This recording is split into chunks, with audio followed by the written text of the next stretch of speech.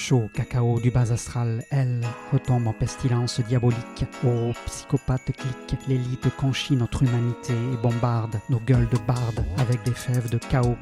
Ciao les pantins, les bambins et les femmes à bord. Ils nous chient au visage sans aucun outrage, des billes de cacao, des bombardes d'excréments créments de leur bas chaos sur nos pompes plombées, afin que nous nous enfoncions dans leur mer de chaos laté, tous frappés par leurs armes qui soufflent le chaud et le froid. Un chaos sans nom au service du homme, eugénisme et euthanasie, de ces nantis nazis aux basses castes des enfers, coordonnent toutes les guerres, tous les crimes fratricides, les parricides, les féminicides, les homicides, tous les acides coulent de leur mano negra, de leur paluche de dingue rare.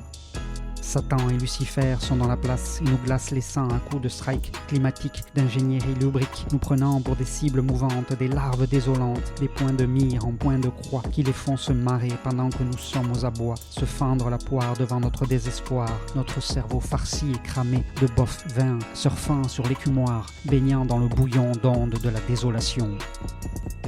C'est donc la chute sans finale fantaisie d'un jeu impitoyable dont nous sommes les héros au carbone contrôlable. Tout évolue par ces entités non humaines, elles qui serrent les fers et les chaînes aux pieds et aux mains de l'esclave humain, de l'animal de batterie fournissant l'énergie de la dépression et de la détresse. Pour lui, pas une journée de répit, pas une heure sans stress, tandis que l'œuvre au noir corrompt sa chair.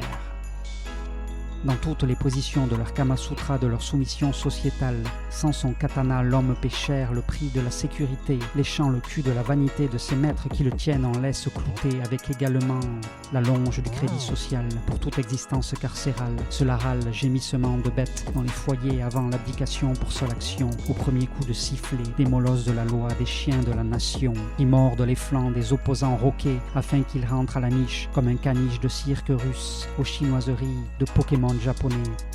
Pendant ce temps, les démons sur tous les fronts se bavrent et rigolent comme des bossus devant ceux qui bossent à cru et à dada, en bons petits soldats de l'infanterie de la narine poudrée sur leur lit de misère. Violation, spoliation, discrimination, épuration des esprits. Les antivies brûlent tout par le porte-voix de la division et les lance-flammes de la distorsion.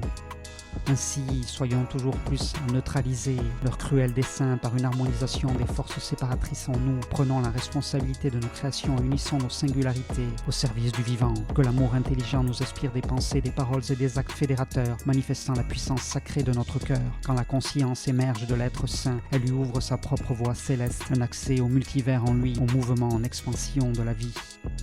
Alors les programmeurs planqués derrière la magie des codes, des chiffres et des lettres perdent leur pouvoir de destruction et d'intimidation. Un homme conscient à la clairvoyance, la lucidité de plusieurs milliers d'endormis sur leur laurier, et leur roncier pris dans les filets dérivant vers le métavers.